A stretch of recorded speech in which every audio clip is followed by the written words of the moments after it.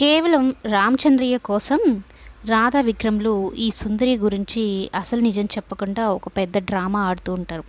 సుందరి పేరెంట్స్‌ని ఇంటికి తీసుకొని వచ్చారు. వాళ్ళకేం చెప్తారంటే, మీరొక రియాలిటీ షోలో ఉన్నారు అన్నట్టుగా చెప్పి, సుందరి మీదకే వాళ్ళు రివర్స్ అయ్యేలాగా చేస్తారనమాట. ఈ సుందరి ఏం చెప్తుంది, కోట్ల ఆస్తికి నేను వారసురాలు అయిపోయి ఉండేదాన్ని కదా, మీరు రాకుండా ఉంటే మీరెందుకొచ్చారు అని. అమ్మా సుందరి, నిన్ను కన్న బాబునే నేను, నువ్వు నా దగ్గరే నాటకాలు ఆడతావా, ఇదొక రియాలిటీ షో అంట, ఎవరు ఎక్కువ యాక్టింగ్ చేస్తే వాళ్ళకి ₹1,00,00,000 ప్రైజ్ మనీ వస్తుందంట అన్నట్టు చెప్తూ ఉంటే, ఇక సుందరి చెప్పేది కూడా వినిపించుకోరనమాట వాళ్ళు. అయితే విక్రమ్ ఏంటి చాలా బాధపడుతూ ఉంటాడు. నువ్వు చెప్పింది నేను వినలేదు రాదా, చూడు అసలు ఎంత మోసం జరిగిపోయేదో, కాసేపట్లో ఎంత పెద్ద ప్రమాదం జరుగుండేదో, మా మావయ్యకి ఏమైపోయి ఉండదు ఏమో అంటే, నేను చెప్పినా మీరు నమ్మడం లేదని చెప్పని ఇంకా సాక్ష్యాలు చూపించాల్సి వచ్చింది అన్నట్టుగా చెప్తూ ఉంటుంది రాధ.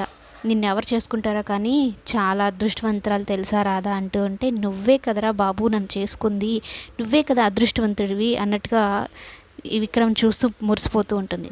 అయితే ఇంక అంతటితో అది అయిపోయింది అనుకుంటే ఇంక నైట్ పడుకుంటారు. రాధ అంత ధైర్యంగా ఉంటుందో అన్ని విషయాల్లో, ఒక బొద్దింకకే భయపడిపోతుందనమాట. బొద్దింకను చూడగానే కేవ్వమనుకుంటూ పడుకోన్న విక్రమ్ దగ్గరికి పరిగెత్తుకుంటూ వెళ్ళిపోతుంది. ఏంటి నీకు బొద్దింకలంటే భయమా అంటూ విక్రమ్ నవ్వుతూ ఉంటాడు.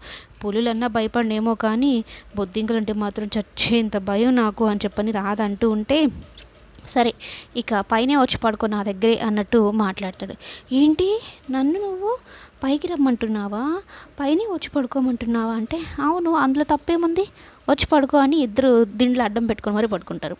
కానీ మధ్యరాత్రిలో విక్రమ్ ఆ దిండ్లను కూడా తీసేసి రాధ మీద చెయ్యేసుకొని కాలేసుకొని అలా పడుకుంటాడనమాట.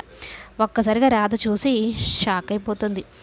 దిండులు అడ్డం పెట్టిన వాడు దిండులు కూడా తీసేసి మరీ కాలు చెయ్యేసుకొని పడుకునేసాడు, ఏకంగా ఏదో భార్య మీద హక్కుతో చేయి వేసి మరీ పడుకున్నాడు చూడు అనుకుంటూ రాధేమో విక్రమ్ని చూస్తూ ఉంటుందన్నమాట.